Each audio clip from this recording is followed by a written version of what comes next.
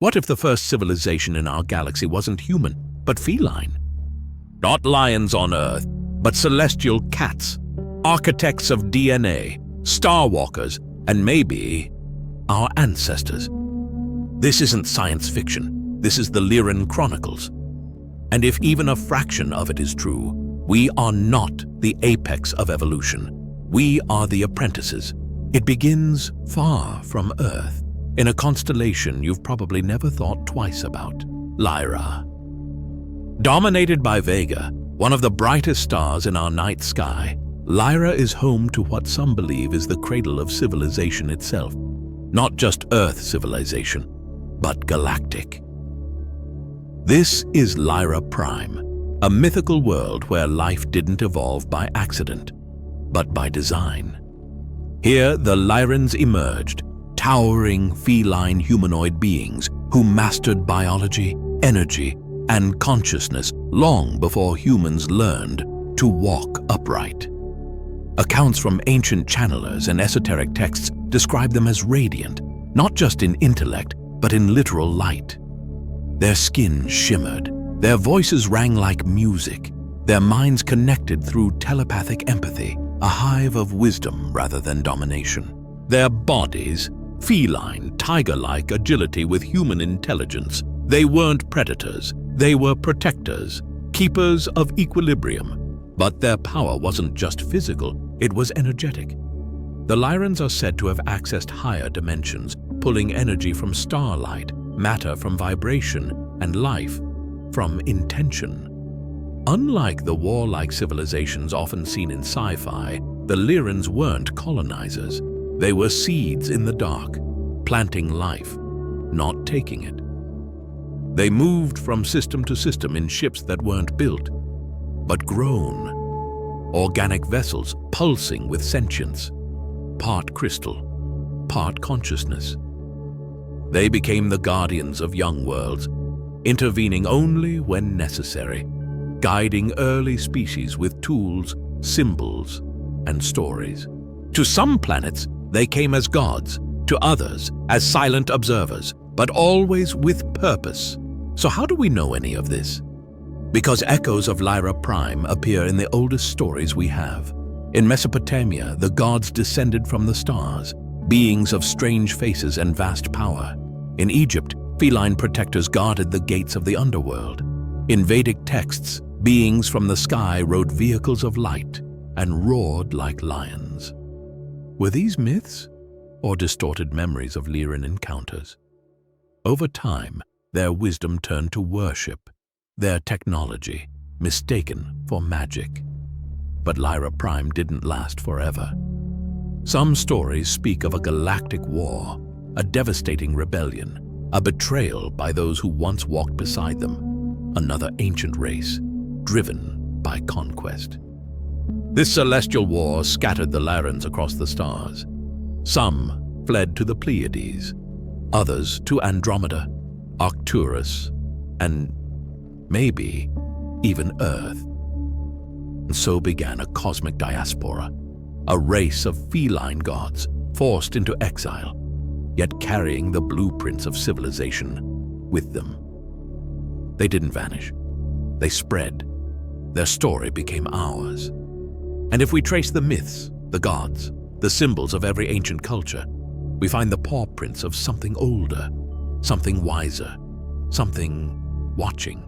They say history is written by the victors, but mythology, that's written by memory. And if we follow that memory through tombs, temples, and tangled ruins, we find something extraordinary. Felines, everywhere, worshipped, painted, feared, embodied as gods. Take ancient Egypt, the most famous feline-obsessed culture in history. But their cat worship wasn't aesthetic. It was cosmic. Bastet, goddess of protection, music, and the moon, was no ordinary deity. She was said to descend in beams of light. Her eyes saw through illusion. Her claws tore through evil. And she wasn't alone. Sekhmet, the lioness of war, was believed to have arrived from the stars to purge corruption from Earth. These weren't metaphors. These were memories, retellings of beings who arrived not as conquerors, but as protectors. Now let's cross the desert and the ocean. In Mesoamerica, the Olmecs, Aztecs, and Maya revered jaguar gods, shapeshifters who moved between dimensions, warriors of shadow, priests of the underworld. Tezcatlipoca, the smoking mirror, was said to see across time. He wore the skin of a jaguar and ruled from the stars. In India, Durga, the demon slayer, rides a tiger through cosmic battles. In China, the white tiger represents the West, power, protection, prophecy. Across Australia, Aboriginal star myths reference the sky panther, a celestial being that taught sacred knowledge then vanished into the stars. It's easy to say these are coincidences, that cats were just common and captivating. But the parallels are too precise, too universal, too symbolic. Protection, balance, guardianship, cosmic wisdom. These traits are always assigned to the same form, the feline. Were these societies tapping into some archetypal memory, or did they all encounter something the same? Some researchers argue these cat deities were inspired by real beings, interstellar emissaries who visited Earth long before the invention of the wheel. Ancient texts weren't written for entertainment. They were preservation tools, records of lineage, of contact, of origin. Over time, as language fractured and stories diluted, encounters became allegory, beings became gods, and their teachings became rituals. And yet the reverence never disappeared. It just morphed. Today, cats are worshipped in digital form, adored, shared, memed. Their mystique still enchants us. Their silence still unnerves us. Why do we project wisdom onto cats? Why do we believe they know something? Maybe they do. What if the eyes watching from our altars, our paintings, our memes, are older than humanity itself? What if we're not imagining cosmic cats, but remembering them? Maybe, just maybe, they're remembering us too. If the Lyrans were gods to the ancients, it wasn't because of conquest. It was because of how they lived. To understand the Lyrans, we have to abandon every model of civilization we know. The Lyrans didn't build societies around economics or control. They built around consciousness. To them, the mind wasn't just a tool. It was a technology, one they had mastered. Every citizen was trained from birth to enter higher states of awareness. Meditation wasn't spiritual. It was practical. It was how they communicated. Telepathy, empathic memory, instant knowledge transfer. Their cities didn't run on electricity. They ran on intention. Lyran architecture wasn't built. It was cultivated. Everything was alive. Their homes adjusted to emotional frequency. Their ships grew from hybrid DNA laced with crystalline intelligence.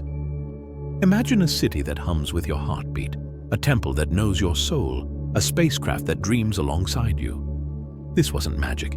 It was symbiosis, the perfect balance of technology and ecology. There were no kings on Lyra Prime, no prisons, no currency, no war. Lyran society was decentralized. Everyone had access to knowledge, healing, shelter, food. No one starved, no one ruled. They didn't compete. They collaborated. Every Lyran was taught that personal growth led to collective evolution. Even childbirth was a cosmic ritual. New souls were welcomed with starlight ceremonies meant to align them with the galactic rhythm from day one. Art wasn't decoration. It was medicine. Lyrans sculpted memory into crystal. They used sound to heal trauma. Some melodies were said to recalibrate DNA. They believed that creativity wasn't self-expression. It was cosmic expression. To sing was to channel. To paint was to remember other lifetimes. They didn't fly with combustion. They folded space. Lyran ships used consciousness to manipulate gravity fields, moving not just through space, but between dimensions. Navigators didn't use maps. They used memory. They synced with the vibrational signature of a destination and let the ship align itself. The Lyrans didn't just evolve technologically, They evolved ethically. They believed that advanced species had a responsibility to uplift those still struggling. They called it galactic stewardship. They weren't missionaries. They were gardeners. They seeded wisdom and stepped back, never forcing, always guiding. And in this stewardship, they found purpose. Not to dominate, but to protect. Not to be worshipped, but to remind. Every Lyran knew that physical life was temporary. Their society was designed not to prolong life, but to prepare the soul for its next state. Ascension wasn't death. It was graduation, a transition from matter to light, from limitation to cosmic freedom. Some say the most evolved Lyrans didn't die at all. They became stars. The Lyrans didn't just leave behind myths. They left behind a blueprint encoded in culture, symbols, DNA, and dreams. Maybe that's why we crave harmony, why we build temples, why we look at the stars and feel homesick. Because somewhere deep in our soul, we remember a place where consciousness ruled and civilization felt like family. For centuries, we've asked, where did we come from? Why did civilization suddenly explode? And why do our oldest myths all point up? To some, the answer is simple. We were never alone. Every ancient culture speaks of sky gods, divine beings descending in fire, thunder, or glowing orbs. In Sumer, they were the Anunnaki, those who came from the heavens. In Egypt, they arrived in celestial boats. In India, they rode vimanas, flying cities wielding thunder and light. The ancient astronaut theory suggests these weren't metaphors, but memories, records of contact. Among the many theorized star visitors, Greys, Reptilians, Pleiadians, one group stands apart, the Lyrans. Why? Because they don't just appear in UFO lore. They're baked into our sacred symbols. The Lyrans didn't rule through fear. They taught. They gifted language, agriculture, architecture, and perhaps even genetics. Across the world, we find the same mystery, impossible architecture. Massive stones cut with laser-like precision, temples aligned perfectly with stars, sacred sites mirroring celestial constellations, including Lyra. Was this just good astronomy? Or were these sites built as markers, honoring the Lyrans and the legacy they left behind? Some go further. They say the Lyrans didn't just guide us, they helped create us. Channelers, mystics, and fringe researchers claim the Lyrans manipulated early hominid DNA, accelerating evolution, embedding fragments of their own consciousness. It's a wild theory, but one that would explain sudden leaps in intelligence, language, and culture. Author Zecharia Sitchin was one of the first to suggest the gods of Sumer were not gods at all, but astronauts. He believed Earth had been visited by a race from a distant planet, possibly a splinter faction of the Lyrans, known as the Anunnaki. If true, Earth's myths become history, and the battle between light and dark, wisdom and tyranny wasn't just spiritual, it was interstellar. If the Lyrans did come here, did they leave, or are they still watching? Some believe their DNA lives on, not just in cats, but in us. Empathy, creativity, spiritual seeking, these aren't just traits, they may be echoes of a forgotten lineage. Across the world, stories are resurfacing, dreams, visions, encounters with beings of light, wisdom, and fur. Are the Lyrans calling us home, or reminding us of who we used to be? Either way, they've left footprints, in stone, in myth, and maybe in you. Across the globe, people are waking up. They speak of ascension, unity, vibration, words that sound new age, but echo something far older. Many spiritual seekers describe visions of feline beings, peaceful, wise, luminous. They come during deep meditation or dreams. They don't speak. They radiate knowing. These aren't hallucinations, they're activations. For some, they mark the beginning of a life-altering path. In online communities and metaphysical circles, a strange idea has taken root. that some souls on Earth didn't originate here. They call themselves star seeds, and among the oldest, wisest, and most empathic of these groups are the Lyrans. They describe a deep longing for stars, an inexplicable connection to cats, a sense of mission to heal, teach, and awaken. Skeptics scoff, but those who've had the experience say it feels more real than anything they've known. You don't have to look far to see them. The Lyrans have crept into pop culture. In sci-fi, feline aliens appear again and again, noble, mysterious, ancient, and powerful. From the Thundercats of the 80s to the Na'vi of Avatar, to modern depictions of humanoid cats in fantasy art, they're everywhere. Even in games and digital universes, feline races are cast as spiritual warriors, guardians, and scholars, just like the Lyran mythos. Cats still occupy a strange corner of human culture. They're worshipped online, feared in folklore, said to see spirits, said to protect us from energy we can't perceive. Some believe domestic cats are genetic echoes of the Lyrans, remnants of a sacred bond between our worlds. They act like guardians. They appear at critical moments. They seem to know. It may be superstition, or it may be memory. We're entering a new phase, the digital awakening.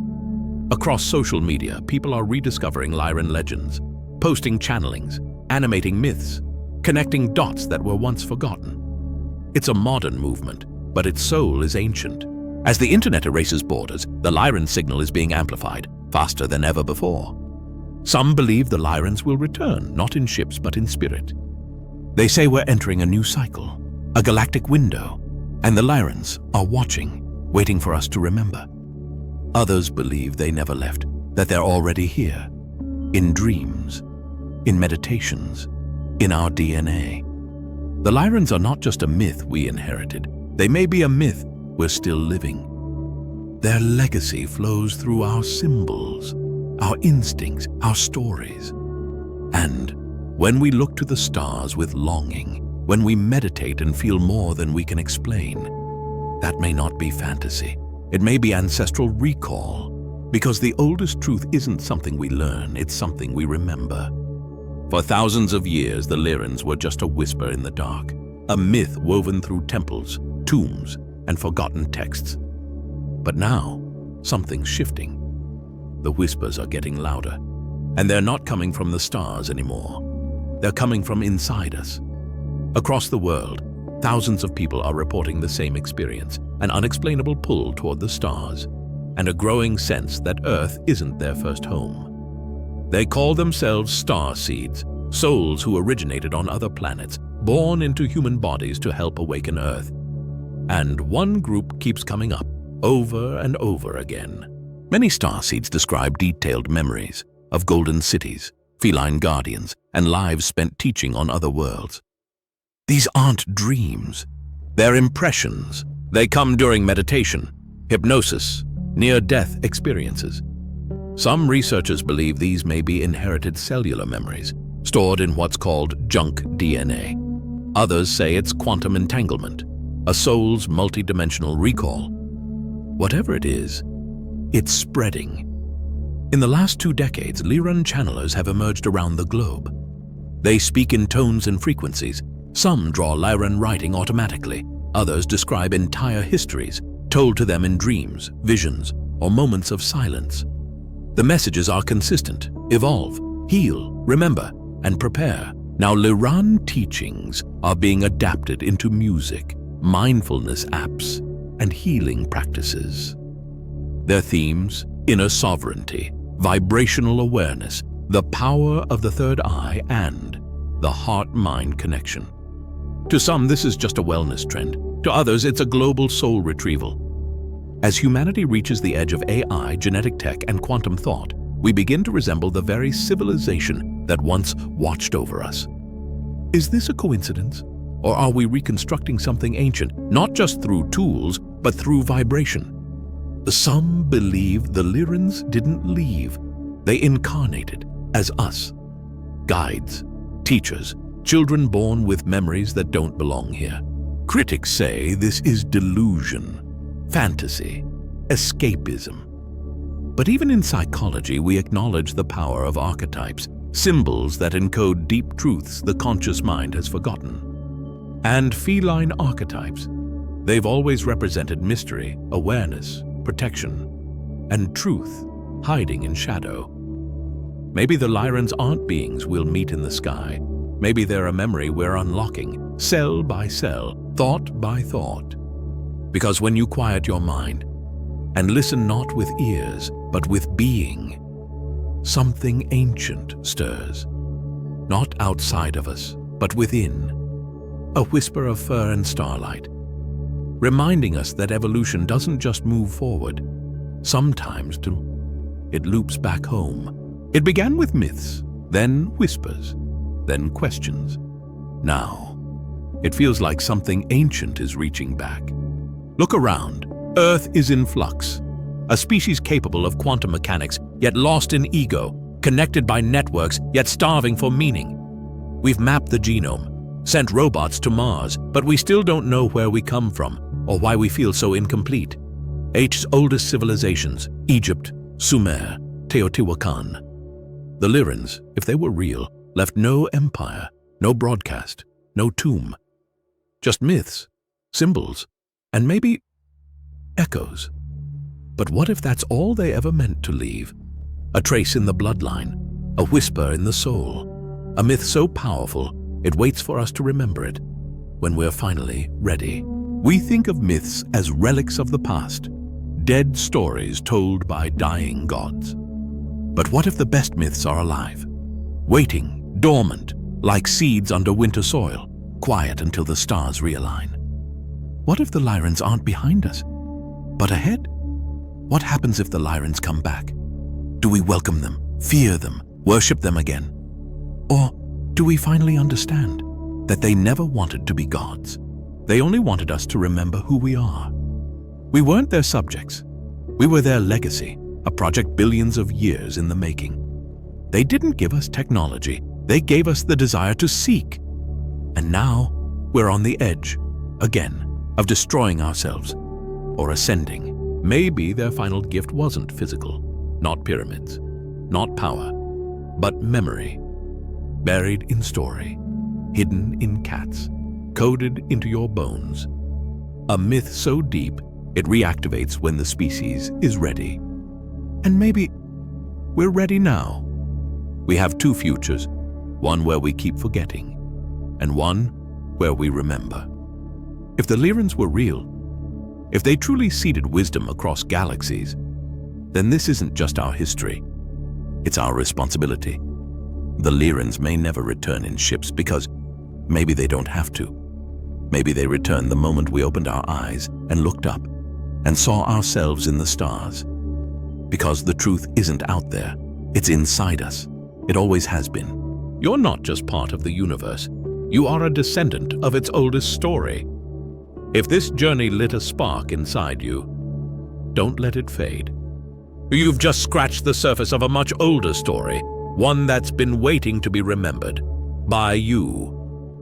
Like, subscribe, share the signal. Each word pulses gently with a light tone. Tap like if you felt it. Subscribe if you're ready for more. And share this with someone who's starting to remember. Next, we're diving even deeper into Sirius, the cosmic allies of Lyra, and the wars that shaped our star lineage. Turn on notifications, because the next transmission could rewrite your reality.